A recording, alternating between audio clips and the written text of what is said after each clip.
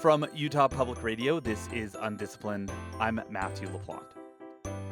In the immediate wake of the re-election of Donald Trump, the climate writer and podcaster David Roberts wrote that his fellow Americans had elected someone, and here I quote, who is likely to degrade or destroy, whether by malice, misrule, or some combination, many of the things I value about this country. And Roberts went on to say that his heart was clouded with too many kinds of grief to make any sense of anything at that moment.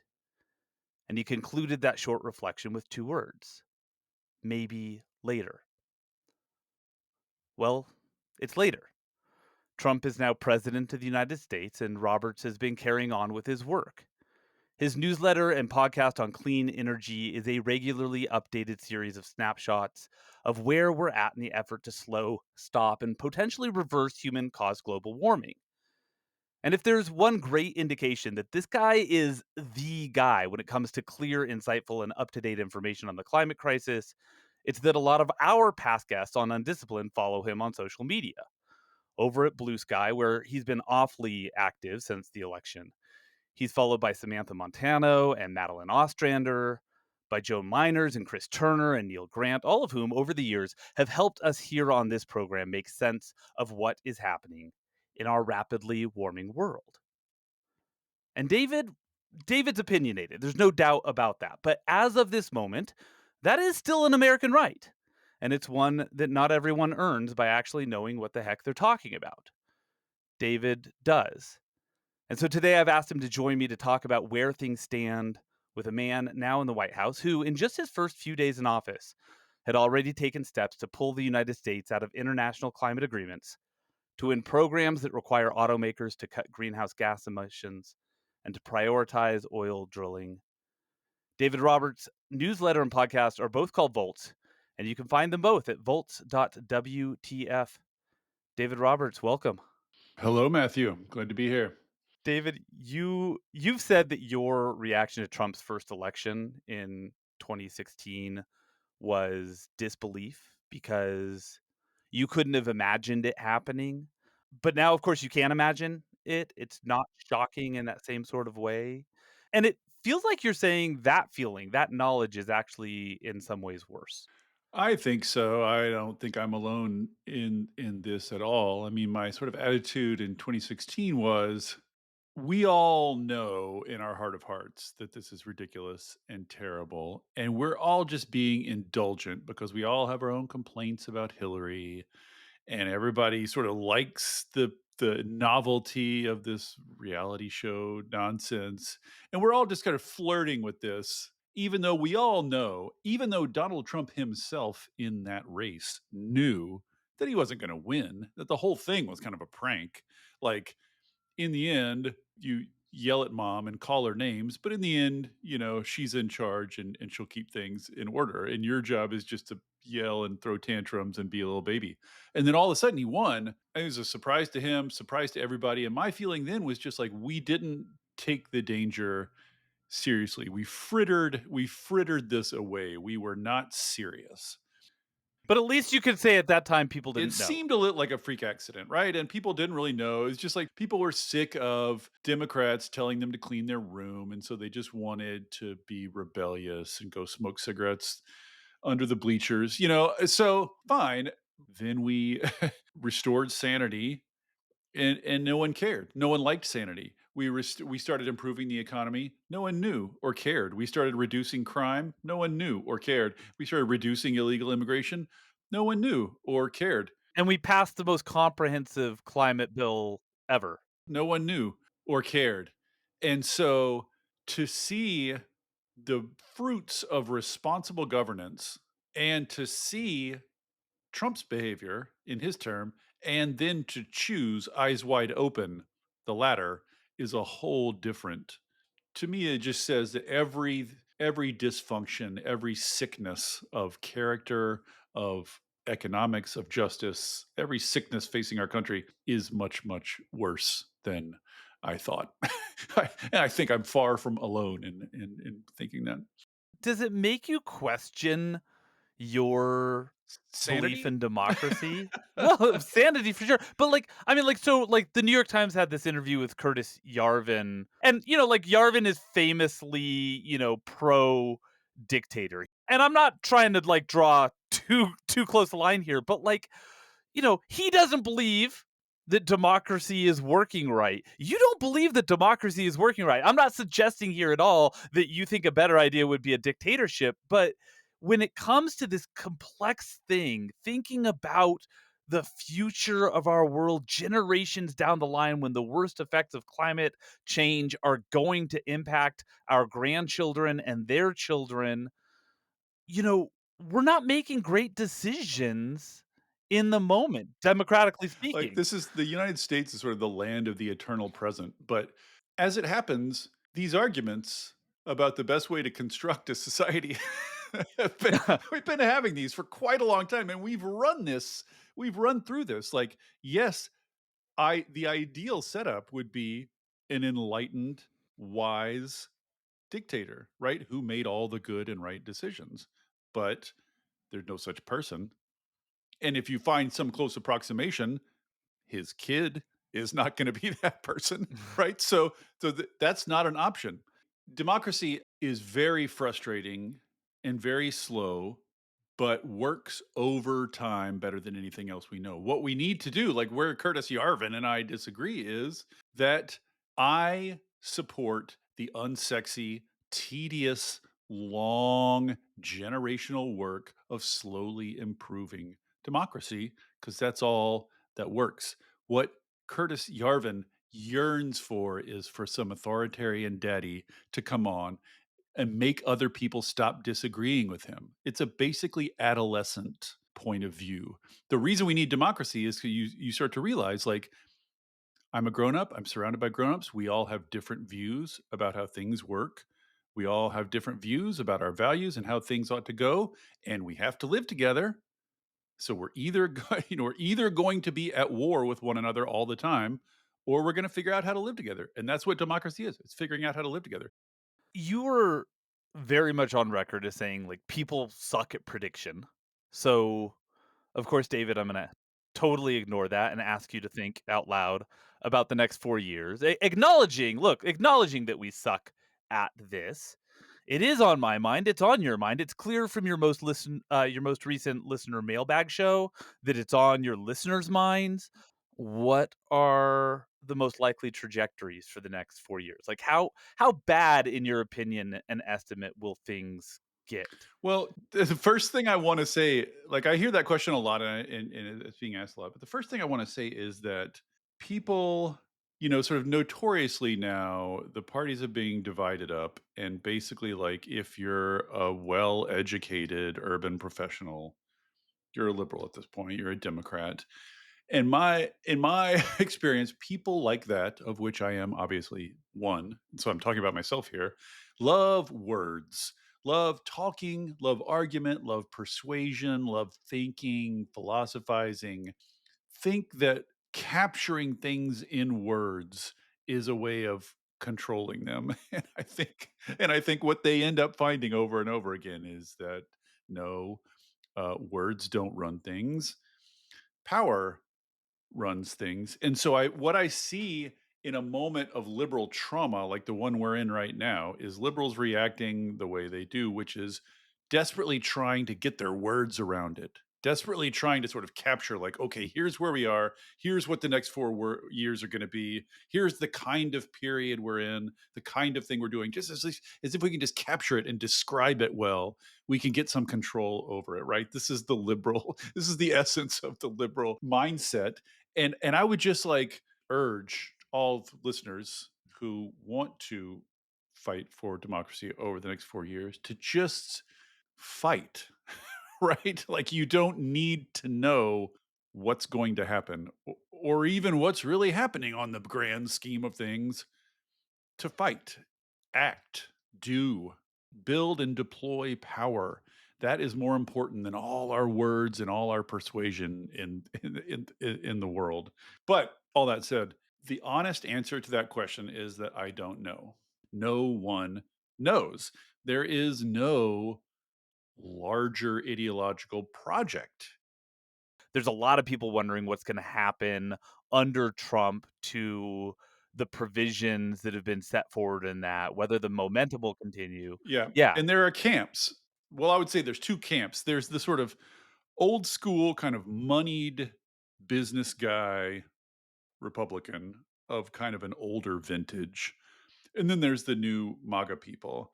And those 2 camps want different things. Specific to climate and energy, the old school camp just wants to grab the reins of the departments that make the rules and twist the rules to be more advantageous to the businesses that they are allied with. That's the Chris Wright model. That's who's getting energy and EPA and departments like that. And then on the other side, there's the MAGA crowd, which has sort of this ideological commitment to destroying government, destroying the deep state, and really like getting rid of the Department of Education and maybe getting rid of the Department of Energy. And even now, so that faction has somehow talked Trump into in these executive orders he's issuing on his day one, issued an executive order that said all IRA money stops. We're going to stop sending IRA money out. So, A, it's not clear legally he can do that or exactly what money that does and doesn't apply to. But B, that's a MAGA thing. That's a glassy-eyed ideologue. Right, because the first camp, like, benefits from that money continuing to flow. Well, there's a lot of clean energy projects that are Yes, happening in red yes. So states. what the old school Republicans want, the old school, just sort of more familiarly corrupt Republicans, is just like we'll keep the IRA money that's going to stuff we like and that's going to our states, and we'll kill the other IRA money, right? Like not principled, but also not a sledgehammer, right? Like we'll just tweak things so they work better for our side. The other side wants to just wipe it all off the map. So the question is just like, is this an area where Trump himself is going to have a preference one way or the other? Or is he just going to do benign neglect and it's just going to be bureaucratic infighting to see who wins? Will he express an opinion? No one knows. But if the MAGA crowd gets a hold of things, then we could really be doing ourselves serious long term damage. I mean, already we're pulling out of the World Health Organization, we're pulling out of the Paris Agreement, we're killing the EV car subsidies, which means the entire global car market is all moving in one direction. China's already ahead of us, and we're just taking ourselves out of the race. That could do serious long-term damage. So all of this, which is just an incredibly long-winded way of saying it's just too early to tell. Like there's an element of randomness and chaos here that is just not predictable. I mean, I could tell optimistic stories. All the optimistic stories are basically like he spends his time elsewhere, right? And there's just not a lot of enough oxygen or time or whatever left over to do serious damage on the climate front. That's sort of like the best case scenario. It's hard to find those sort of optimistic stories, particularly if you only look at the federal level. It's kinda hard to imagine things going much worse for people who advocate for the kinds of climate action that you advocate for. But, you had Carolyn Spears on the show recently. She's the executive director at Climate Cabinet, which is trying to move the needle on climate policy at the local level. She kinda calls it, like, Moneyball for climate action. You and her managed to find some bright spots. That's pretty it was pretty slim. Yeah, bright spots like in North Carolina, the Democrats prevented a supermajority. So Republicans still have a majority, and still do whatever they want, but they don't have a supermajority anymore. That's the level of good news we're we're discussing here. But I'll say two things on the optimistic front. One is, in my mind, the two biggest fronts right now on decarbonization, on the stuff I care about, are one, the grid, just like building up, bolstering the grid, improving the operation of the grid, improving the regulations, how the grid works, et cetera, et cetera. And two is housing. Yeah, you go on this quite a bit, and I think this is really interesting, like, on the grid, for instance, you've pointed out or, your theory is, as I understand it, is that it's not, like, reduced energy consumption that's gonna save us, it's kind of the fact that it is increased demand from from data centers and the electrification of transportation and maybe desalination. Well, this is what's shaping the politics, I think, in an interesting new way. So before, for the last several decades, electricity demand in the US has been more or less flat. Which means, like, if you add an energy generator, you take something else off, right? Like, for everything you add, you take something off, which creates a certain type of dynamic. But now, in just the past couple of years, people might have heard AI is coming on strong, which means data centers are coming on strong, and data centers are enormous power consumers, and these companies want to build a lot of data centers very quickly, and there just right now isn't enough grid or power to support them.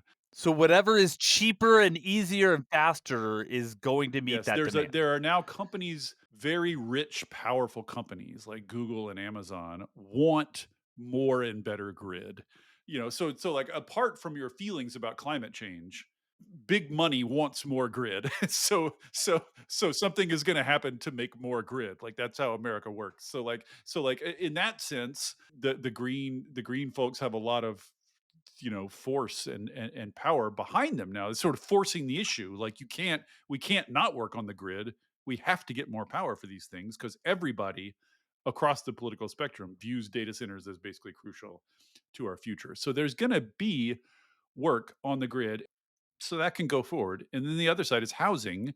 And this is something which I wish I could persuade all my fellow climate people of. Like, the worst thing happening right now, not only on climate, but for a bunch of other reasons too, fire risk and politically, there's just a million reasons that it's bad that blue areas, which mean urban areas, are filled with NIMBYs who won't let anyone build anything. So there's not enough housing. So people are, they want to live in those big blue coastal blue cities, but they can't afford housing. So they're going to Texas, right? So they're going to red states where houses are cheaper. And this is a phenomenon of sufficient scale that it's going to change the number of seats in Congress next time around. Like, literally, blue states are losing congressional seats because of this population movement, because of the housing crisis. There's not enough housing and it's too hard to build housing. That also has the effect of pushing people out into exurbs, into sprawl, which is very carbon intensive, and it pushes them out next to the urban wildlife boundary where they're at risk of fire and all sorts of other things. So, like, our economic problems, our climate problems, so many things trace back to the housing crisis. And you've argued that, urban housing, which is to say that, housing that is done right, or at least in your way of thinking, done right, it is an emission reduction technology. If it supports walkability, if it's central to mass transit, if it's dense enough to take advantage of, well, efficiencies of scale. But the main effect comes from just physical proximity to the things you need to go to regularly. Like, people's carbon emissions are driving around and having infrastructure extended to them. Dense urban housing is a climate solution. Building apartments, that is a climate technology. And that also is mostly a state and local affair, which is just to say that if you really wanted to, and I do, you could get away with the next 4 years having most of your attention on state and local issues. Like, if you're a climate inclined person, you can just stay in that pool for the next 4 years. There's lots to take up your time and energy. There'll be a lot of stuff happening. And, you could theoretically just sort of like block out the madness at the federal level. Don't think I'll be totally successful doing that, but that's that's kind of my goal. What else do you think is likely to have enough steam right now to survive and maybe even thrive over the next few years under an administration that, at least for now, seems very focused on dismantling a lot of climate progress? I mean, if you look at the graph of solar, for instance, just to take an example, if you look at the graph of solar energy deployment in the US going back to, I don't know, 1990, It's a pretty steady line upward. You'd be hard pressed to find on that line visually the change in administrations, which is just to say renewable energy is better on a lot of metrics. And over time, in the fullness of time, the transition away from fossil fuels to renewable energy and clean energy is, I think, inevitable. It has been inevitable for some time now. So, like, the transition is underway. Solar is going to keep growing. Batteries are going to keep getting cheaper and growing. So, in some sense, a lot of this just has more momentum than any political administration could do anything about. And it's sort of true on the oil and gas side too. Like, one of the sort of surreal things about all this is, like, right now the US is pumping out more oil and gas than any other country in the world ever in history ever. And in that context, Trump comes in and declares an energy emergency. And he's going to respond to the emergency by finally cranking up our oil and gas production. And, like, everybody in the energy world is just like, what? How? What more could you do? How much more could we pump? Like, we're pumping as much as there is demand for, like, and Trump keeps saying, I'm going to lease these vast new lands to the oil companies. And the oil companies are like, well, we kind of got all the land we need. We're pumping out more than we can, you know what I mean? Like, the whole industry is just like in absolute boom times, and yet we're having this surreal national sort of hallucination where we're like, oh, Trump, Biden hated oil and gas and Trump loves it, he's going to restore it. It's just like that. Oil and gas also is more subject to events, to large forces of history, than it is to the changes administration to administration. So, like, the general energy transition will continue. There's lots of money to be made in it. That's going to, things are going to continue changing. It's just the same story with climate that it's always been from the very beginning, which is that we just don't have time. We just don't have that much time. It's already too hot, getting hotter all the time. We're not moving fast enough. We're not building clean energy fast enough. We're not shutting down dirty energy fast enough. None of it is going fast enough. So like, the good news is that Trump can't stop that. The power of the US federal government on these things is limited, and the large forces that are operating are going to continue to operate. It's just what we desperately need is someone jamming down the accelerator, and instead he's just going to be sort of riding the brakes. And one of the things that you often talk about is that we really have to stop hoping for some revolution in human consciousness to fix all this. And stop believing that being right or righteous matters, gets you anything, ensures any kind of victory ever anywhere. It does not. And so we're not going to have this kumbaya moment. We're not going to have this moment where people who were right about climate all along are going to be right. It's really going to be about, as you often say, cool people who are doing cool things that seem to have a chance to have an impact on the climate. That's basically what you've built your podcast and your newsletter around.